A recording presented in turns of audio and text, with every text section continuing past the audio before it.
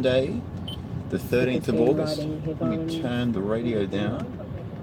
Alright, so I had an early start this morning and I've got a few things on today, so to be honest, I'm probably not going to be able to make a chart analysis update video, but I am going to be able to do this.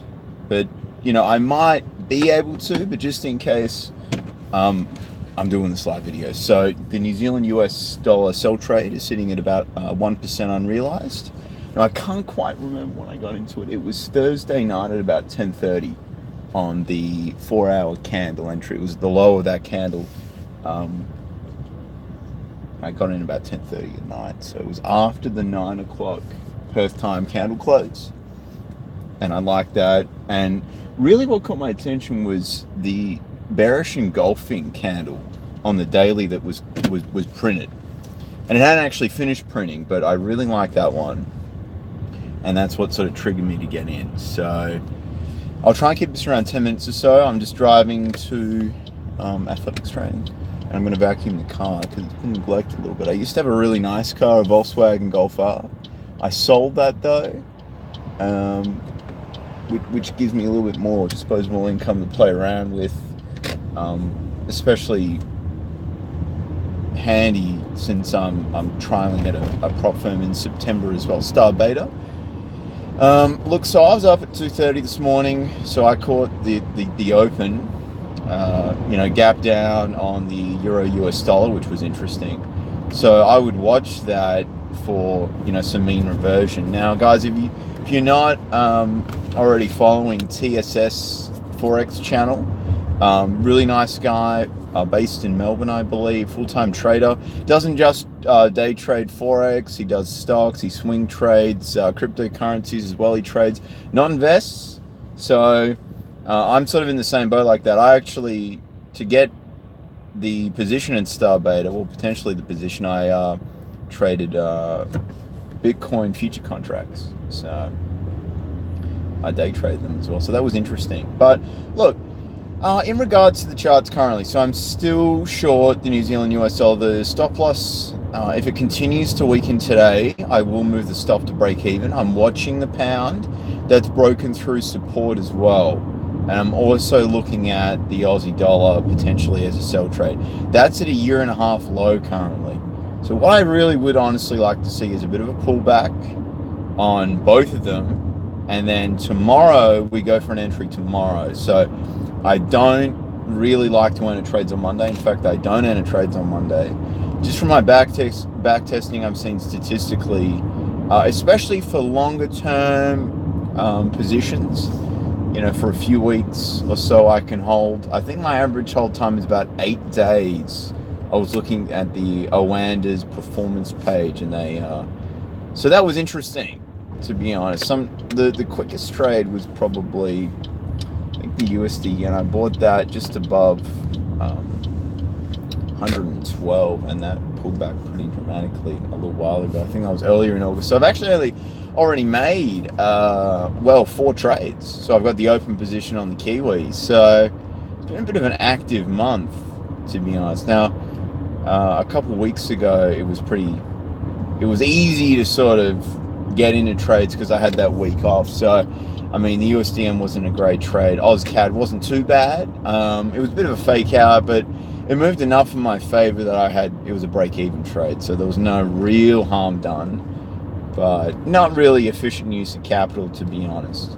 So, look, my take on the New Zealand dollar, I'd like to see a pullback, because it has fallen significantly. Everything's fallen pretty significantly on the back of the Turkey situation. Everyone's sort of taking risk off. Everyone's sort of freaking out a little bit. So we'll see what happens, but it looks like it's getting even more dire with the president of Turkey. He's formulating this and that, and it's just not looking very good for Turkey at all. And Donald Trump's imposed those extra tariffs.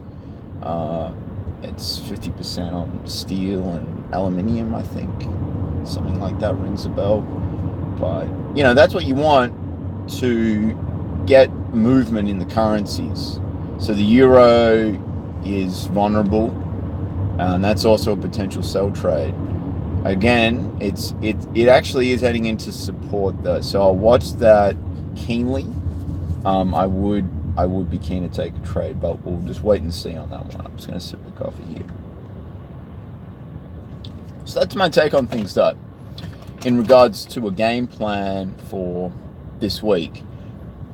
So what I would say is, and when I first got into trading, I would be like, I would have, obviously, fear of missing out would, dictate things quite significantly for when I got into trades and things like that.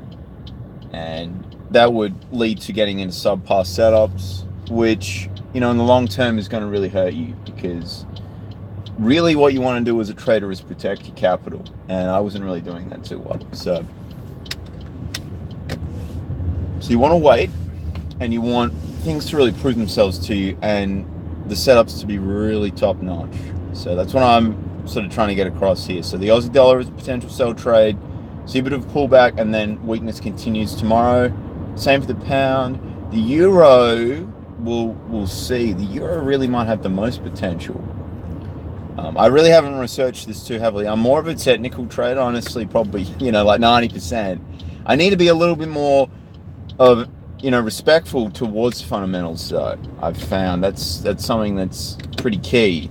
But, currently I haven't done too much research into the whole, Turkey situation, and obviously they've got loans that they probably won't be able to repay, or, well, probably not.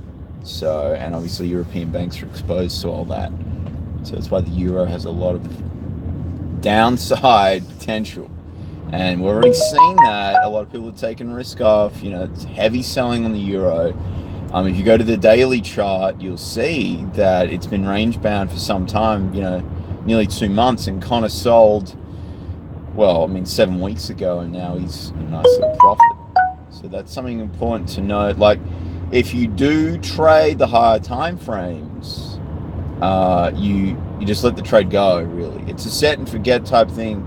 Unless, it moves really well in your favor, then I like to manage the stop based on price action. I found that actually gives me better reward than a trailing exit, such as like a 2-to-1 trailing exit. So it might move 2R in your favor, and you'll move to break even, then it will go to like 4R, then you'll move,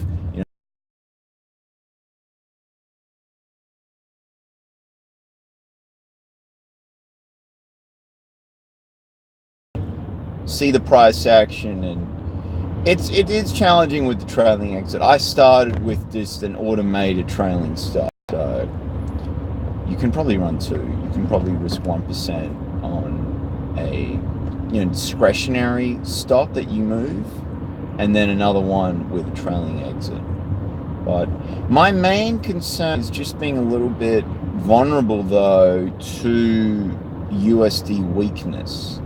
Now, everyone's obviously jumping on the boat of, the US dollar, it's just dominating everything. And it is, but,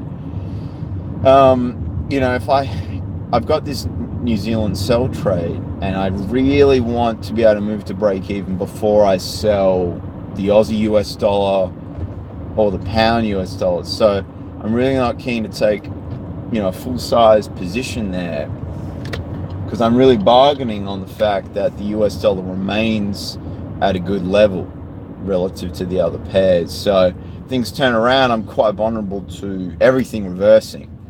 So you just got to sort of remember that the party can end pretty soon in trading. But just want to raise those points. So, that's my game plan. I'll watch today and I'll see what happens. I'll try and check in with a video later today. I didn't get a rest though, so I'm off to do a few other things. So yeah, if I don't, it's because I've had a very early night. But again, if you're trading the higher time frames, and I'd suggest that's how most people should start their trading career. You just got to be patient and don't just rush in on the Monday. All right. Anyway, guys, thanks for watching, and bye for now.